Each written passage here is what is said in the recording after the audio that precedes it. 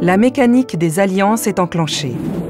Le 28 juillet, l'Autriche-Hongrie déclare la guerre à la Serbie. Le 30 juillet, la Russie mobilise ses troupes et déclare la guerre à l'Autriche-Hongrie. Le reste s'enchaîne comme un jeu de dominos. Le 1er août, l'Allemagne déclare la guerre à la Russie et la France mobilise. Le 3 août, l'Allemagne déclare la guerre à la France. Le 4 août, la Grande-Bretagne déclare la guerre à l'Allemagne. Et le 12 août, elle déclare la guerre à l'Autriche-Hongrie.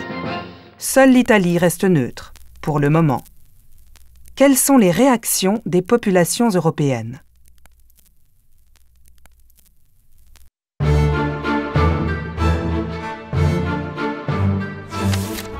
En Allemagne, la déclaration de guerre est vécue comme un soulagement. La tension, ayant atteint son paroxysme, devenait insupportable. En Russie, les grèves qui avaient secoué le pays cessent immédiatement. En France, c'est la stupéfaction, puis la résignation. Les manifestations d'enthousiasme sur les grands boulevards parisiens rassemblent quelques milliers de personnes. La Grande-Bretagne, qui dispose d'une armée de métier, fait une campagne d'enrôlement volontaire. Malgré des réactions contrastées ici et là, les sociétés européennes parviennent néanmoins à obtenir ce qu'on appelle en France l'union sacrée. Les partis politiques font taire leurs différends.